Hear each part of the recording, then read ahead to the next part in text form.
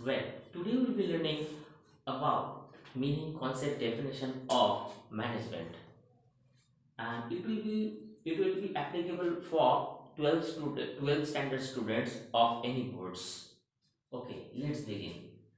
From the ancient time, इतिहास के समय से हम लोगों को सुनने को मिलता है कि इंसान अपना गुजारा करने के लिए, अपना सरवाइव करने के लिए वो बाहर जाता था।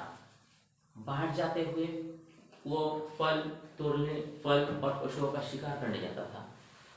अभी उस समय में सिस्टम सही यही था, और घर का जो बुजुर्ग था वो बुजुर्ग घर में सिस्टम्स बनाते थे और सिस्टम्स के बाद उसको पालन पालन भी करते थे। तो इतिहास का इस समय से माना जाता है कि आज का मॉडर्न का जो मैनेजमेंट सिस्टम्स है ये आया। अभी मैं वर्तमान स्थिति जो है ये बहुत ही डेवलप सिचुएशंस के अंदर आ गया। इसमें बहुत ज़्यादा तकनीकी परिवर्तन और बहुत ज़्यादा कुछ। अब इसके बाद क्या हुआ? इसके बाद आया ग्रामीण अर्थनीति। ग्रामीण अर्थव्यवस्था के अंदर बहुत ही ज़्यादा सिस्टम्स आया, जैसे किसान अभी खेती करता है। अच्छा, जो मूर्तिकार है मूर्ति बनाता है, जो कुंभकार है वो आर्ट एंड पॉट बनाता है, जो कार्पेंटर है वो काठ या आदि ऐसे बनाता है कुछ। अभी इसमें ट्रेड एंड पॉलिसीज में बहुत ज़्यादा सिस्टम्स आए हैं। ट्रेड एंड पॉलिसीज का मतलब होता है हर कोई काम हर किसी से तो हो नहीं सकता ना, तो इसलिए डिवाइडेशंस ऑफ काम मतलब working systems, divisions of working systems मतलब काम के थ्रू ये डिवाइडेशन सिस्टम्स आए। अब इंसान को बहुत ज़्यादा नॉलेज भी इकट्ठा करना पड़ा।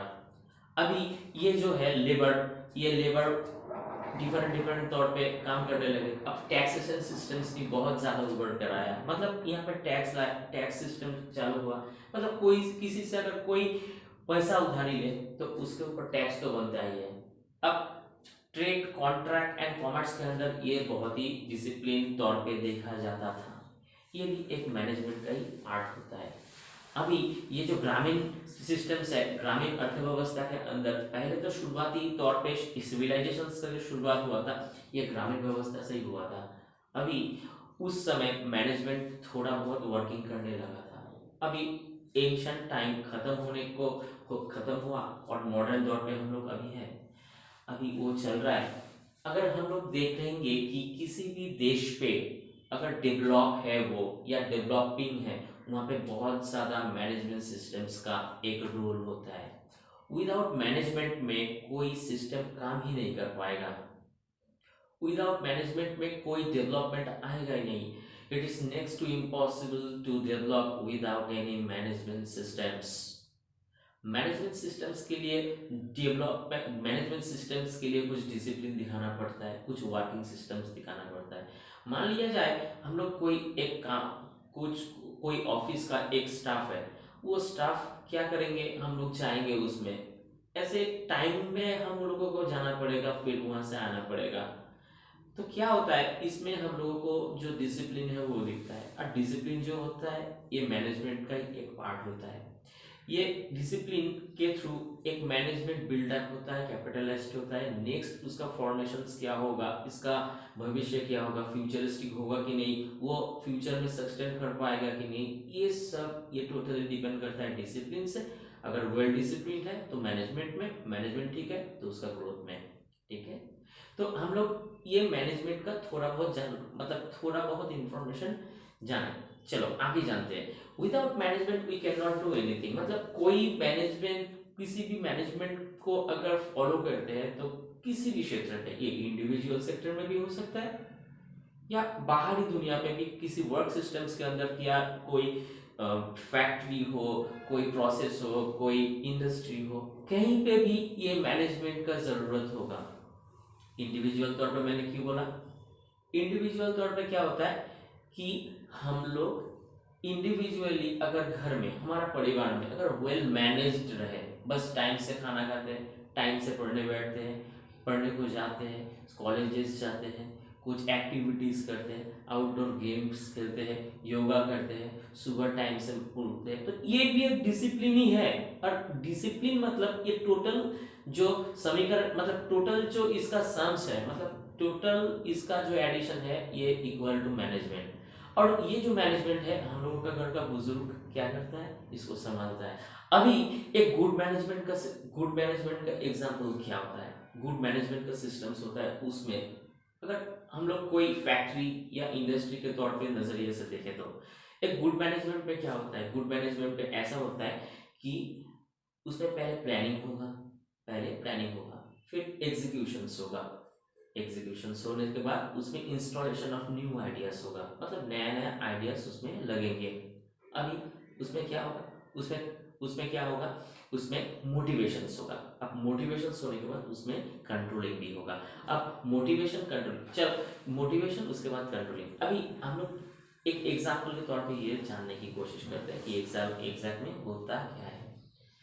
पहले तो हमको प्लानिंग करना पड़ेगा, बहुत जबरदस्त एक बढ़िया सा प्लानिंग कर लिए कि मानो मिस्टर सो एंड सो एक फैक्ट्री किसी जगह में इंस्टॉलेशन करने वाला है, प्रोसेस शुरू होगा।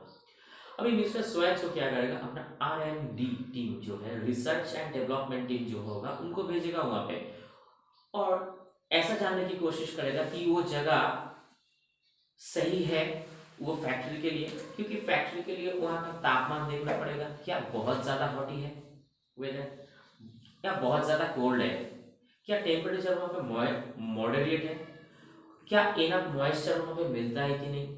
अच्छा, फैक्ट्री का जो डिस्टेंस है वो गार्डन से कितना दूर है, वहां पे नियरेस्ट मार्केट मिलता है कि नहीं, इलेक्ट्रिफिकेशन है, वहां पे सड़क जो है वो अच्छा कम्युनिकेशंस को दिखाता है, वहां पे enough water source of water है, ये सब आदि ये सब देखना पड़ता है।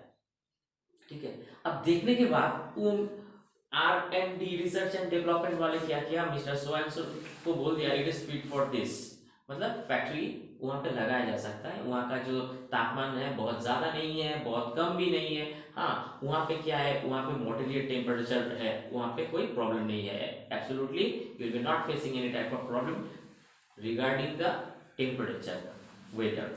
अभी ये जो है ये सिस्टम्स के अंदर ये हो गया। अभी नेक्स्ट आया क्या, नेक्स्ट आया एग्जीक्यूशन में। एग्जीक्यूशन में फैक्ट्री डालने वाला है, फैक्ट्री में इंस्टॉलेशन होगा, वेयर हाउस लगेंगे, जो प्लांट एंड मशीनरी होगा, इक्विपमेंट्स होगा। अब वो उसका मतलब उसको क्या करेंगे, इंस्टॉलेशन करेंगे, इंस्टॉलेशन करने के बाद अभी वर्किंग सिस्टम्स चालू होगा। अभी वर्किंग सिस्टम जो चालू होगा कैसे होगा, अब पत्ते चुन के आएंगे फ्रॉम द गार्डन, आप गार्डन से आने के बाद उसको धुलाई करेंगे, धोएंगे, धोने के बाद उसको ड्राइंग करेंगे, फिर लंबी एक प्रोसेस के बाद वो हमको एकदम फिनिश्ड गुड्स के हिसाब से मिलेगा, मतलब अभी हम लोग उसको कंज्यूम कर सकते हैं। लेकिन रुको, यहाँ पे खत्म नहीं होता है बात, यहाँ पे वो जो फिनिश्ड प्रोडक्ट होगा ना, उसको हम लोगों को एयर टाइट बैगेज में पैकिंग करना पड़ेगा, पैकिंग करने के बाद उसको नियरेस्ट मार्केट में भेजना पड़ेगा for selling, it is ready for the market. अब मार्केट के लिए तैयार हो गया, अब वेल ट्रांसपोर्टेशन के थ्रू हम लोग इसको नियरेस्ट मार्केट में भेज देंगे। अब मार्केट में भेज देने के बाद क्या होगा, वो सेलिंग होके हमारे पास रेवेन्यू बन के आ जाएगा। अब रेवेन्यू से हम लोग प्रॉफिट को निकालेंगे, फिर जो बाकी बचे पैसा है उनको फिर कैपिटलाइज कर देंगे उस प्रोसेस के अंदर। मतलब ये रेगुलेशंस के थ्रू पे ये होते रहेगा, ये एक ऑनगोइंग फ्यूचरिस्टिक प्रोसेस होगा। ठीक है, अभी ये जो प्रोसेस होगा, ये इसको हम कंटिन्यू प्रोसेस बोलेंगे। अच्छा, ये तो हो गया। अभी इसमें और एक चीज आएगा, इसमें क्या आएगा, मोटिवेशंस का एक बहुत इंपॉर्टेंट रोल होता है। मोटिवेशन हम लोग बोलते हैं to motivate to somebody, motivate का मतलब होता है कि देखो मिस्टर सो एंड सो का जो कंपनी है वो फैक्ट्री भी नया है, वहां पे जो काम करने वाला आदमी होता है वो स्टाफ्स वो भी नया है, उन पे उतना ज्यादा तजुर्बा नहीं होता है, उतना they don't have any experience in well, मतलब बहुत ज्यादा वो एक्सपर्ट नहीं है, उसको थोड़ा आता है, मतलब उतना एक्सपर्टाइज के साथ नहीं आता है, वो नया नया फैक्ट्री डाला है, नया स्टाफ लिया है, तो उनको क्या करना पड़ेगा, स्केल अप करना पड़ेगा। स्केल अप करने के बाद ट्रेनिंग देना पड़ेगा। स्केल अप का मतलब अब ओवरऑल कॉन्टेक्स्ट में स्केल अप करो, स्केल अप करने के बाद फिर जाकर प्रोसेस में डालो, प्रोसेस में डालने का मतलब होता है उसको काम पे लगाओ। अब काम पे भी बहुत ज्यादा थोड़ा बहुत छोटा मोटा गलती तो होगा। अब गलती होने से कोई बात नहीं है, गलती होने से कोई बात नहीं है, काम करने से गलती होगा। अब पहले पहले वो डट डट के करेगा, फिर जाके उसमें एक स्मूथनेस आएगा काम पे। अभी इस बात को अगर मैनेजमेंट देखता है, मैनेजमेंट सिस्टम्स उस पास जाएगा, जाके बोलेगा भैया तुम बहुत अच्छा काम कर सकते हो, तुम डिजाइन ही इस काम के लिए हो। अभी अब तुमसे काम थोड़ा कम बन रहा है, लेकिन तुम घबराओ नहीं, अगर तुम स्केल अप हो जाओगे ना तो तुमसे बेहतर कोई काम कर ही नहीं सकता। तो ये सब बात अगर उनको बोला जाएगा ना तो उनको एक इंटरनल मोटिवेशन मिलेगा, मतलब साहस मिलेगा, एक कॉन्फिडेंस आएगा कि मैं कर सकता हूँ भैया, मैं भी इतना नालायक नहीं हूँ, मैं कर सकता हूँ। तो उसमें एक विश्वास डेवलप होगा। ये बिलीफ सिस्टम ही बहुत ही अच्छा चीज होता है एक मोटिवेशंस के लिए। तो मोटिवेशंस हो गया। अब मोटिवेशंस के अंदर हम लोग 3 साल के बाद देखते हैं मिस्टर सोएंसो का कंपनी बहुत अच्छा चल रहा है, ये बहुत अच्छे काम कर रहा है। अभी इसमें एक चीज डालना पड़ेगा, एक है कंट्रोलिंग। लास्ट पॉइंट है कंट्रोलिंग का मतलब ये होता है कि कंट्रोल टू समथिंग, मतलब कंट्रोलिंग ऐसा चीज होता है, एक एक एक मतलब कंट्रोलिंग ऐसा होता है कि आप काम कर रहे हो, मतलब एक्स्ट्रा टाइम नहीं लो, विद इन टाइम फिनिश करो, फटाफट फटाफट करो, फर्स्ट करो, टाइम के अंदर करो, जो काम जरूरी है वो आज ही करो। तो ये जो कंट्रोल सिस्टम्स है, मतलब एक कंट्रोल सिस्टम्स क्या मैनेजमेंट के हाथ में होता है। जैसे वो देखता है, देखो मिस्टर सोएंसो टी कंपनी के लिए बहुत सारा डिपार्टमेंट होगा, जैसे transportation, washing, drawing, processing, cutting, packaging, financing, auditing, etcetera etcetera. तो इतना सारा डिपार्टमेंट को एक जन कंट्रोल तो करेगा, वो होगा मैनेजर। अब मैनेजर क्या करेगा, मैनेज सबके साथ कोऑर्डिनेशन करेगा। अब कोऑर्डिनेशन करने से क्या होगा, उनका जो मैनेजमेंट का जो स्किल है, मतलब वो दिखने को मिलेगा कि वो सबको एक साथ लेके काम कर रहा है कि नहीं, वो काम जो फिनिश हो रहा है वो वक्त पे हो रहा है कि नहीं, जो कॉन्ट्रैक्ट मिला था वो कॉन्ट्रैक्ट का जो सप्लाई डिलीवरी है क्लाइंट को करना है वो टाइम से हो रहा है कि नहीं। तो ये सब डिलीवरी टाइम पे होने के लिए ये मैनेजर को सिस्टम में डिजाइन या विद इन टाइम, मतलब पंक्चुअलाइजेशंस, ये इसको डेवलप करना पड़ेगा। तो ये आता है कंट्रोल में। अभी कंट्रोल होने के बाद ये कंपनी अभी स्मूथली चल रहा है। मैनेजमेंट मतलब management tactfully, management tactfully. Manage का मतलब क्या होता है, कुछ काम को सही से करना, विद इन टाइम करना। इंसान के द्वारा मैनेजमेंट इंसान के द्वारा टैक्टफुली, टैक्टफुल मतलब सुकौशलता के साथ, कौशलता के साथ। Management is an art. अब मैनेजमेंट को एक कला भी कहा गया है। क्यों आर्ट क्यों है, देखो मैनेजमेंट के अंदर एक कलाकारी तो छुपा हुआ होता है। कैसे, एक मैनेजर उसके ऊपर डिपेंड करता है कहाँ पे वो काम स्टॉप रखे, कहाँ पे वो काम का स्पीड बढ़ाए। मौसम के अंदर अगर बहुत ज्यादा चाय की डिमांड होगा, चलो फिर से जाते हैं फैक्ट्री के अंदर। वो फैक्ट्री के अंदर हम लोग देखते हैं कि इस बार थोड़ा चाय का डिमांड बहुत हाई है, तो वर्क प्रेशर ज्यादा लेना पड़ेगा।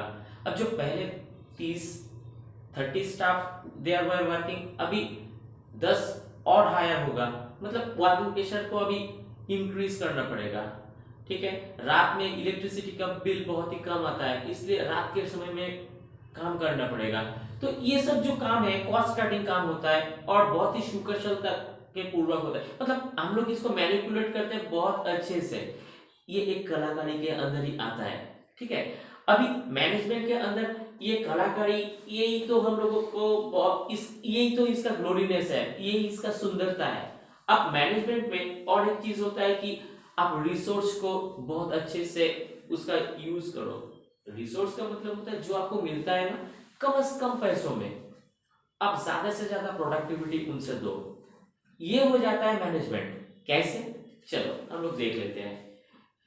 देखो हम लोगों को जो प्राकृतिक रिसोर्स मिलता है जैसे हवा, पानी, जल, माइंस, कोयला और नाना प्रकार के वो और भी माइंस, मिनरल्स जो तो उसका ना सही उपयोग होना चाहिए, उसका मिसयूज नहीं होना चाहिए। जैसे हम लोगों को घर में राशन पानी जो आता है ना, राशन उसको ग्रेन आता है, तो ग्रेन को हम लोग खाते हैं, प्रोसेस करते हैं, उसका वेस्टेज जरूर रोकते हैं हम लोग उसका मिसयूज नहीं करते।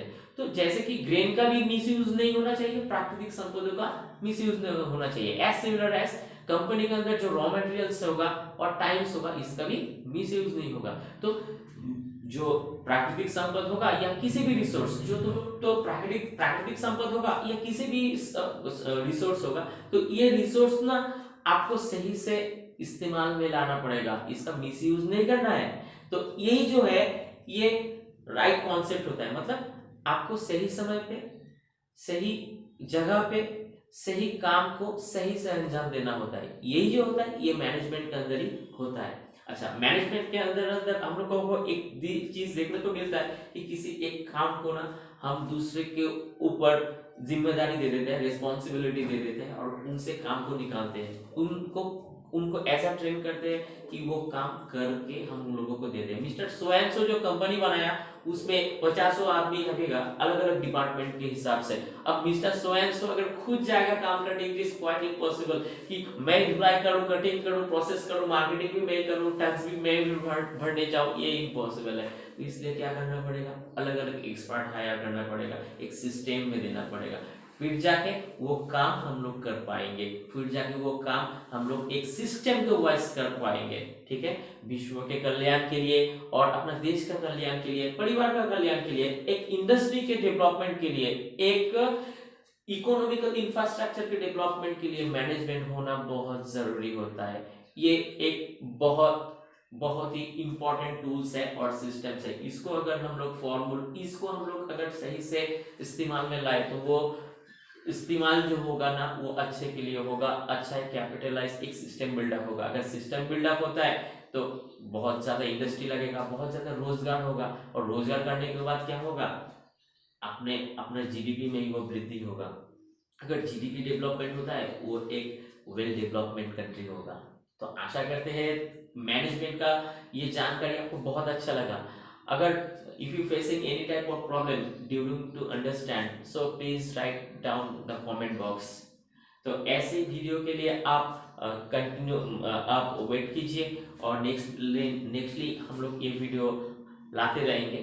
और अगर थोड़ा सा भी वीडियो इंफॉर्मेटिव लगा तो लाइक करके हमारा उत्साह बढ़ाइए। It will request to from my side, please like, share, subscribe this video with your friends. Thank you.